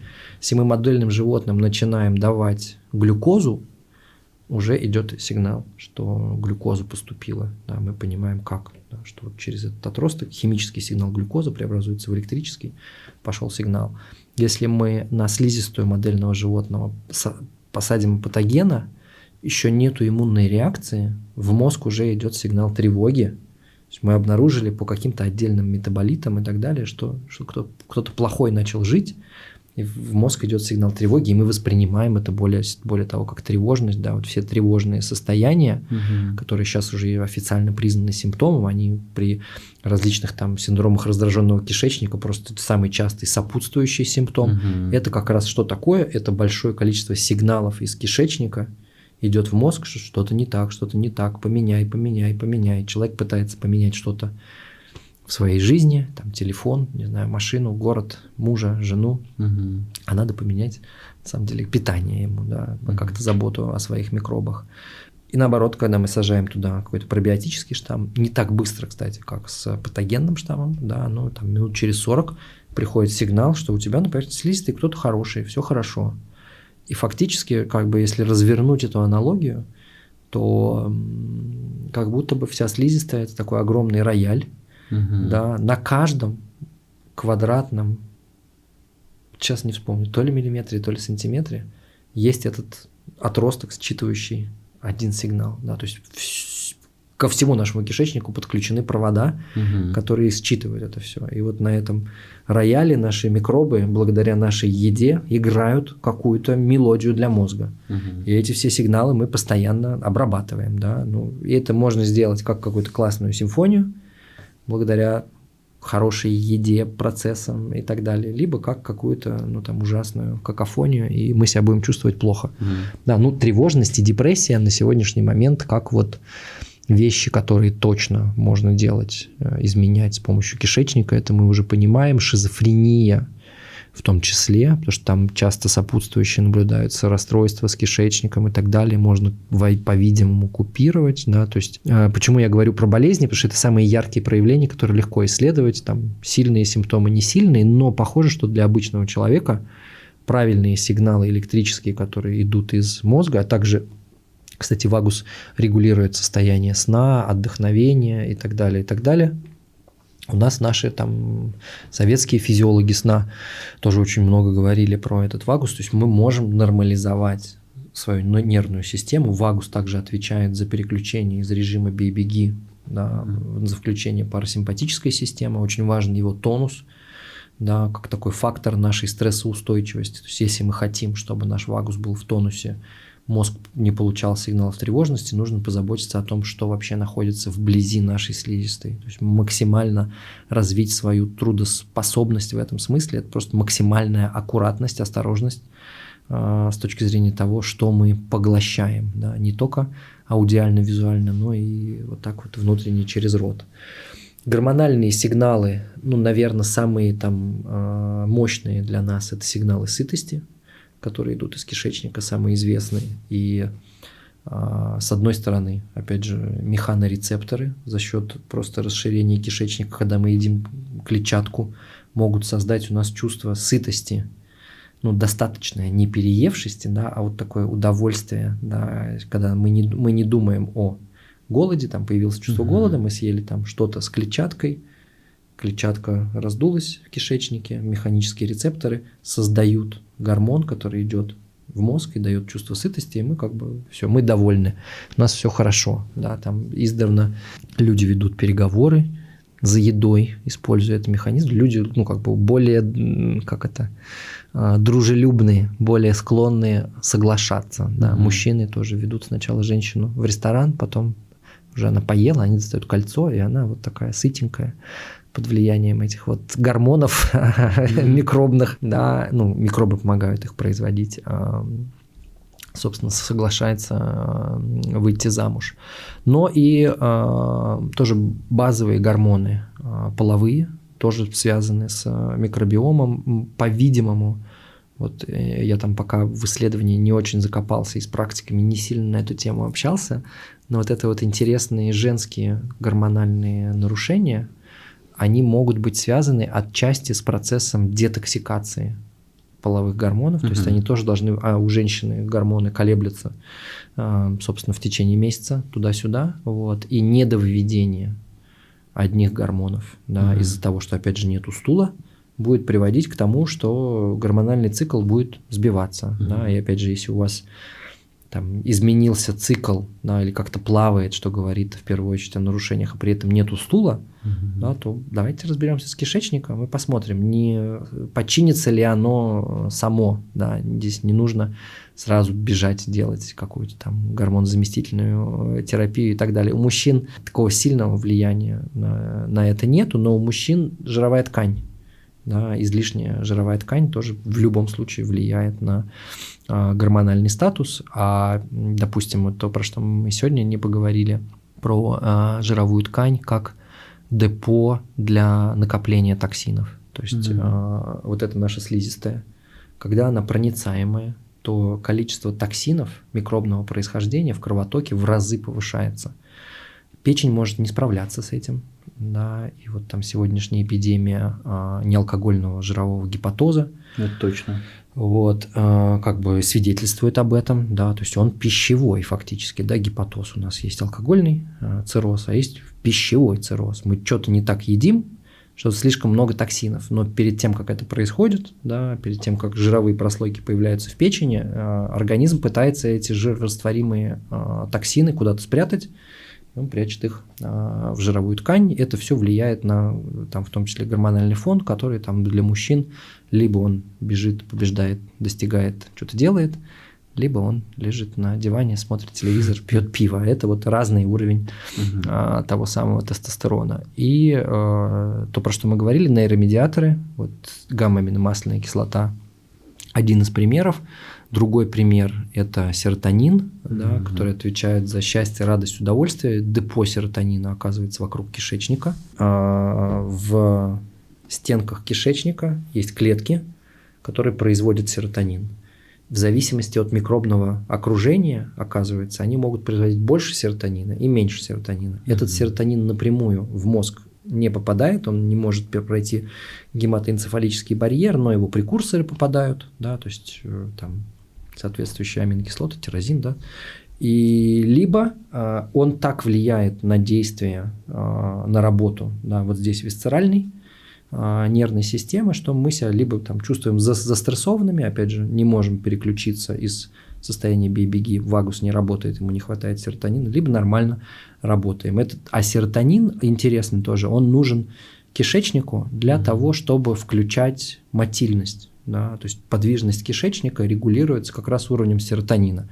И здесь, то есть, у нас как бы одно за собой ведет другое, происходят такие поломки, да, то есть нам не хватает правильных микробов, эти микробы не взаимодействуют с клетками кишечника, не вырабатывается серотонин, перестает нормально работать, двигаться кишечник, у нас там случается, короче, вот карточный домик, в общем, рушится из-за того, что мы там как-то не позаботились о своих микробах, выпили антибиотики и так далее, и так далее. Дофамин, как такой гормон мотивации, в меньшей степени, наверное, связан напрямую с тем, что делают микробы, да, но он сильно связан с тем, как вообще в целом, насколько правильно в жизненном цикле, в цикле дня, в цикле природы живет человеческий организм, да, то есть мы там сейчас очень много этих нейрофизиологических исследований, что там встаешь рано утром, свет в глаза, дофаминчик выделился, там холод, тепло и так далее, и так далее. То есть наша просто жизнь ближе к некоторым природным условиям, она обеспечивает нам достаточное количество дофамина на то, чтобы у нас была мотивация чем-то заниматься. Нарушение, опять же, микробиома приводит к нарушениям вот этих вот циркадных ритмов, мы там не выспавшиеся, недовольные, не восстановившиеся и так далее, и так далее. Там как бы не до дофамина, да, вообще ничего не хочется делать, просыпаешься усталым. Синдром хронической усталости современный, как бы такое, оно и заболевание какое-то время не считалось каким-то мифическим. Сейчас в постковидном синдроме, собственно, мы обнаружили все то же самое. И когда начинают все больше и глубже исследовать, показывают, что все проблемы начинаются не с того, там, что происходило в легких, да, не с того, что происходило в крови, а с того, что происходило в кишечнике. Любой вирус, и ковидный, и гриппа, он размножается внутри клеток слизистой. Легкие просто мы дышать перестаем, тяжело, вот. А кишечник-то мы особо и не замечаем, но на самом деле в клетках кишечника он активно размножается. Когда ковид появился, фекальный путь распространения тоже очень активно обсуждался. В общем, в любом случае нарушается работа клеток вот этого вот слоя, который не производит слизь и так далее. Здесь иммунные клетки хуже работают, здесь нервные клетки хуже работают. И когда человек перенес вирусное заболевание, неважно, там ковид или грипп, ему как бы у нас должен быть протокол в медицине каждому, неважно, с антибиотиками, без антибиотика ты болел, давай ты вот еще недельку повосстанавливай, помоги восстановить вот этот вот сложный механизм, микробы, слизь, слизистая, иммунная, нервная. Вот этот вот пирог надо починить, надо ему уделить внимание, потому что в центре этого пирога клетки, которые обеспечивали взаимодействие, они были больны. В них размножался вирус какое-то время, они могут не сразу прийти к работающему состоянию. И вот эти все ковидные последствия, в том числе там, для обычного человека яркий знак, да, что просто ничего не хочется, да, то, что запах ты не нюхаешь, это бог с ним, да, просто ничего, встать не может человек, да, и там у меня американский был коллега, была коллега, которая попала в это состояние с тяжелым ковидом, ее там всеми видами лекарств, поскольку была максимальная страховка, лечили, и полгода она просто в нормальную жизнь какую-то приходила после этого. Все там и грибы в ней разные вырастали, и на коже появлялись какие-то непонятные проявления, и все просто не было микробов, которые должны были ее защищать изнутри наружу, и дисгармонично были организованы все процессы. Единственное, что помогло, она из той местности, где жила, уехала там в максимально природную местность, и вот в гармонии с природой, со свежими нормальными овощами, в отсутствии воздействия какого-то внешнего стресса привела себя в порядок. И это, на мой взгляд, один из лучших подходов и сценариев. Да. Кстати, не ждать, пока там сильно заболеешь, но выбирать для себя в течение года. Да, у нас там санаторно-курортная история круто растет, или там какие-то походы и так далее, и так далее. То есть быть максимально близко с природой, где ты можешь воду пить просто потому, что она чистая, и она здесь течет, и это можешь есть просто потому, что оно здесь растет, чистое и так далее, дышать максимально свежим воздухом, спать, когда садится солнце, вставать, когда оно встает, и заниматься днем созерцания вообще красоты и собирания того же самого дикого микробиома из природы. Это вот максимально крутая история, когда она запланирована. Мне кажется, что вот прям человек супер восстанавливает все системы, конечно, не только микробов. Спасибо. По-моему, получилось очень здорово, очень насыщенно и интересно. И я считаю, что человек, нас сегодня посмотрев, будет совершенно по-другому относиться к еде, которую употребляет, внедрит полезные продукты, и у человека будет формироваться культура, когда человек будет задумываться не только, что вот он ест там для каких-то своих потребностей вкусовых, но и каждый раз, каждый прием пищи будет думать, а что же я делаю хорошего, доброго для тех маленьких помощников, которые ежесекунды, ежечасно, ежемесячно нам помогают, и это в процессе повлияет на иммунитет, на состояние кожи, волос, ногтей, мозга и всего того, что мы обсудили. Хочу просто добавить к этому, что удивительно, что результат не заставит себя долго ждать. 2-4 недели заботы о микробиоме, да, даже просто вы начнете есть клетчатку, вы увидите, как изменится стул, и начнете потихонечку собирать. У разных людей разные результаты. Настроение, сон, кожа, волосы, ногти, общение с другими людьми, какие-то интересные идеи, более яркие сны, все это вот оно про то, как наши микробы могут нам помогать. И, может быть, если мы даже не знаем, что нам это нужно, вдруг у нас это в жизни появится благодаря микробам, мы такие, блин, а что, так можно было? Да, я тоже считаю, что тема такая очень благодатная, главное ей заниматься, главное туда направлять свое внимание, там, где внимание, там и энергия. Но про травы мы не поговорили, и, видимо, придется... Я думаю, мы с тобой еще раз встретимся, да, и поговорим прямо отдельно про травы, протоколы, как микробы помогают, как травы помогают, как это влияет, потому что это безумно интересная тема, и с точки зрения адресного воздействия она как раз максимально изучена практиками. Да, фитотерапии, потому что они знают, какие результаты, и сейчас мы только можем объяснить, а вот как оно в том числе действует через микробное царство, и вот как сделать, чтобы это лучше работало, вот как не помешать этому сработать так, как надо. Дорогие друзья, обязательно ставьте нашему видео лайк, обязательно пишите комментарии, расскажите, поделитесь своим опытом работы с кишечником, с микробиомом. И мне это будет интересно почитать, и Дмитрию это будет интересно почитать, ваши комментарии. Но мы с вами увидимся в следующем видео. И Дмитрий обязательно позову на следующий подкаст, где мы продолжим обсуждать тему кишечника, потому что тема на самом деле бесконечная, ее можно часами обсуждать. Но напомню то, что как только мы начинаем работать со своим желудочно-кишечным трактом, это сразу начинает очень сильно сказываться на нашем общем здоровье и на всех органах, системах и, самое главное, на нашем духовном даже состоянии. То есть есть даже взаимосвязь такой духовности человека определенной и того, что мы едим.